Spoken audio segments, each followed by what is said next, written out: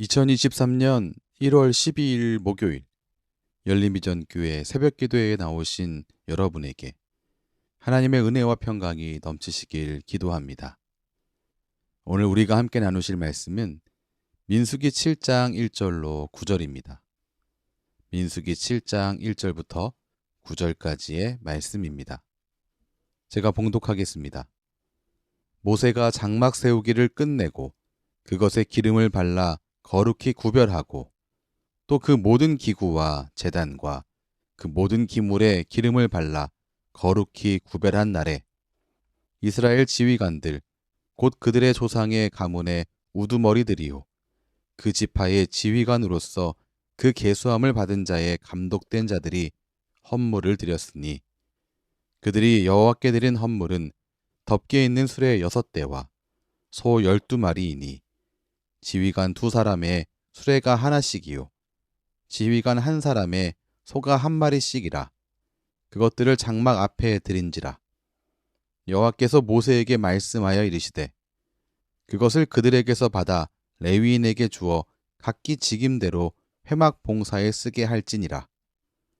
모세가 수레와 소를 받아 레위인에게 주었으니 곧 게르손 자손들에게는 그들의 직임대로 수레 2과 소 4마리를 주었고 무라리 자손들에게는 그들의 직임대로 수레 4과 소 8마리를 주고 제사장 아론의 아들 이다말에게는 감독하게 하였으나 고핫 자손에게는 주지 아니하였으니 그들의 성소의 직임은 그 어깨로 매는 일을 하는 까닭이었더라. 아멘.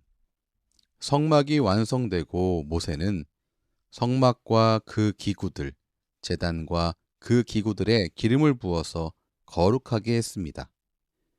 이스라엘 지도자들은 성막을 위해서 수레 6대 그리고 소 12마리를 봉헌했습니다. 그리고 이 봉헌된 물건을 모세가 레위인에게 전달했습니다. 이 일들 중에는 하나님의 명령에 의한 일들이 있었습니다.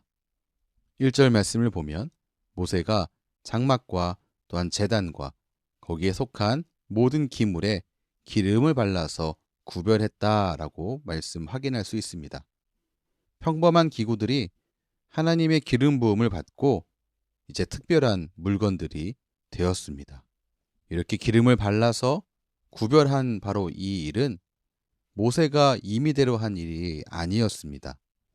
출애굽기 40장 9절에서 11절을 보면 장막과 장막의 모든 기구, 제단과 제단의 모든 기구에 기름을 바르라라고 기록되어 있는데 이게 모세가 그냥 명령한 것이 아니라 출애굽기 40장 1절 말씀에 여호와께서 모세에게 말씀하셨다라고 기록하고 있습니다. 이미 하나님께서 말씀하셨던 명령대로 모세가 순종해서 이 일, 기름 바르는 일을 했다는 사실을 알 수 있습니다. 성막과 제단, 그 모든 기구에 거룩하게 구별됨은 하나님의 명령에 순종하여 따랐을 때 그렇게 거룩하게 된 것입니다. 우리의 방식과 우리의 방법, 어떤 사람의 방식과 사람의 방법이 아니라 하나님이 명하신 방법에 의해서 거룩하게 됐음을 알 수 있습니다.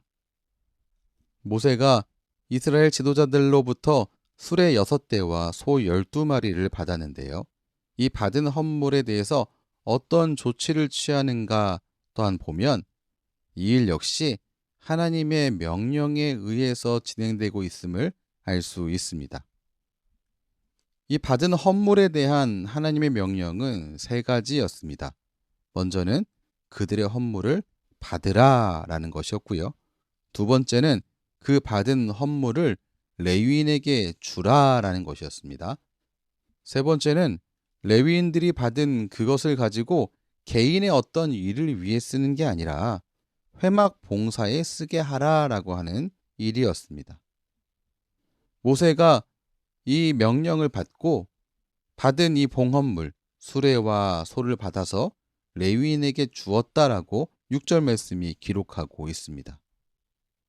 하나님의 명령에 따라서 모세는 하나님께 드려진 이 예물을 나누어 주고 성막 일을 하는데 사용하도록 했습니다. 성도가 누구입니까? 성도는 예수 그리스도의 보혈로 말미암아 구별된 사람들입니다.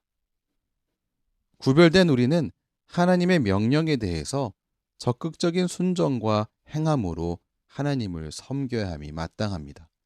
하나님의 말씀에 귀 기울여 그 말씀이 명하시고 있는 것을 온전하게 순종하게 따르는 것이 마땅합니다. 그런데 오늘 말씀을 보시면 이 순종에 대한 이 순도가 상당히 짙다라고 하는 것, 하나님을 향하여서 정말 마음 쓰는 순종이었다는 사실을 알 수 있습니다. 먼저 이 이스라엘 지도자들이 모세 앞으로 가지고 온 이 봉헌물을 좀 볼 필요가 있습니다. 이들이 봉헌한 그 물건, 수레와 그리고 소는 무거운 성막 재료들을 옮길 때 요긴한 운송 수단이었습니다. 이스라엘 백성들이 성소에 필요한 것들을 살펴서 드린 겁니다. 그런데 여러분, 하나님은 이들에게 수레와 봉헌 제물을 가져오라고 명령하신 적이 없었습니다. 그저 필요할 것이다 생각해서 자발적으로 준비한 봉헌물이었습니다. 그렇기 때문에 이들이 준비한 이 봉헌물을 하나님이 받으실지 안 받으실지는 아직 알지 못할 상황이었습니다. 그런데 오늘 4절 보니까 하나님께서 모세에게 말씀하실 때 하나님께서 모세에게 하신 첫 번째 명령이 어떤 것이었습니까? 그것을 그들에게서 받으라. 이스라엘 지도자들이 준비한 봉헌물을 받으라라는 것이었습니다. 하나님께서 이들이 준비한 것에 이 마음씀을 살피시고 연락하셨다라는 사실을 우리가 볼 수 있습니다. 이들의 이 봉헌은 레위 지파를 배려한 자발적인 행동이었습니다. 만약 이 하나님의 명령에 대해서 기계적으로 따르기만 하는 사람이라고 한다면 이런 생각, 이 레위 지파의 사람들을 위하여서 수레와 소를 봉헌해야겠다라고 하는 생각을 하지 못했을 것입니다. 그러나 이들은 하나님을 사랑하는 사람이었습니다. 그냥 기계적으로 순종하는 것을 넘어서 마음을 다하여서 사랑하는 사람들이었기 때문에 또한 이 일을 감당하는 레위 지파 사람들을 또한 소중히 여긴 것이었습니다. 하나님을 향한 또한 이웃을 향한 소중한 마음씀으로 준비한 봉헌물이었기에 하나님께서 기쁨으로 연락하셨습니다. 모세 역시 하나님의 뜻을 헤아려서 받은 헌물을 분배했음을 우리가 또한 살펴봐야겠습니다. 5절 말씀 보시면 받은 이 봉헌물을 레위인에게 줄 때에 각기 직임대로 회막 봉사에 쓰게 할지니라 라고 하나님께서 명령하셨습니다. 모세가 받은 이 봉헌물은 수레 6과 소 12인데요. 하나님은 이것을 몇 개씩 나누라라고 지정하지 않으셨습니다. 단지 분배의 원칙을 주셨을 뿐입니다. 그 분배의 원칙은 뭐냐면 각기 직임대로 맡은 일에 따라서 회막 봉사에 쓰게 하라라는 것이었습니다. 그런데 이 일에 대해서 이 모세는 이 분배를 기계적으로 분배하지 않았습니다. 레위 지파에게는 세 자손이 있었는데요. 게르손 자손, 무라리 자손, 고앗 자손. 이들에게 공평하게 나눠주는 것, 기계적으로 나눠주는 것은 각기 자손들에게 수레 2에다가 소 4마리씩 주는 것이었겠습니다. 그러나 모세 그렇게 하지 않았습니다. 게르손 자손에게는 수레 2과 소 4마리를 분배해줬고요. 무라리 자손에게는 수레 4과 소 8마리를 분배해줬습니다. 고앗 자손에게는 아무것도 주지 않았습니다. 누군가는 이 일을 보면 하나님 참 불공평하시다 이렇게 생각할지 모르겠습니다. 그러나 모세가 이렇게 나눈 데는 분명한 이유가 있습니다. 먼저 왜 무라리 자손에게 가장 많이 주었는가? 이들은 가장 무거운 성막의 재료 가운데 나무 판들과 금속과 기둥들을 옮겨야 했기 때문에 가장 많이 주었습니다.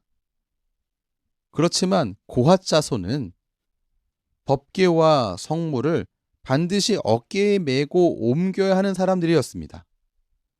오늘 9절 말씀에서도 분명히 그것을 말하고 있죠. 그래서 이들에게는 이 직임을 다하는 데 있어서 소와 수레가 전혀 필요 없었습니다. 모여진 봉헌물을 분배하는 이 원칙에 대해서 하나님께서 뭐라고 말씀하셨습니까? 각기 직임대로 회막봉사에 쓰게 하라. 정말 모세는 필요에 맞게, 그들의 직임에 맞게 적절하게 분배했습니다. 하나님의 뜻을 헤아려서 분배한 겁니다. 그냥 나누기 3, 수레 2에 소 4마리씩 분배한다. 어때? 상당히 공평하지? 이렇게 말하지 않았습니다. 하나님은 우리가 하나님의 말씀에 순종하기를 원하십니다. 명령에 순종하기를 원하십니다. 그러나 그 순종은 기계적인 순종이 아닙니다. 마음을 쓰는 것 가운데 하는 그 순종, 마음이 담겨 있는 순종을 원하십니다. 어떠한 일들을 하는 데 있어서 우리는 하나님의 마음을 헤아려서 순종하고 있는지 우리 스스로 좀 돌아봐야겠습니다. 요즘 아이들 그런 얘기해요. 영혼 없다 이런 말을 합니다. 어떤 일을 하는데 어떤 말을 하는데 마음이 담겨 있는가를 말하는 표현이었습니다. 하나님께서 우리에게 원하시는 것은 우리의 껍데기가 아닙니다. 껍데기 순종이 아니라 마음이 함께 있는 바로 그 순종을 원하십니다. 우리는 하나님의 자녀가 되었습니다.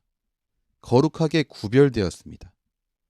이렇게 거룩하게 구별된 하나님의 자녀는 우리에게 명하신 하나님의 명령에 순종하여 살아가는 것이 마땅함을 꼭 기억하시기 바랍니다. 그러나 우리의 이 순종은 기계적인 순종이 아니라 마음과 정성을 다해서 사랑하는 가운데 드리는 마음 쓰는 순종이 되어야 함 역시 놓치지 마시기 바랍니다. 예수님께서 이렇게 말씀하셨죠.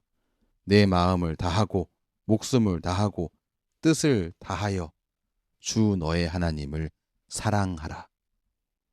우리는 하나님을 사랑하고 있습니까? 아니면 그저 명령에 기계적으로 순종하고 있습니까?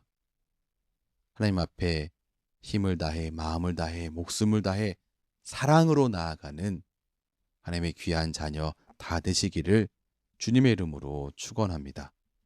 기도하겠습니다. 하나님, 하나님의 자녀로서 자녀다운 마땅한 삶과 그 행함은 하나님의 말씀에 순종하는 것, 그 명령에 순종하는 것인 줄 압니다.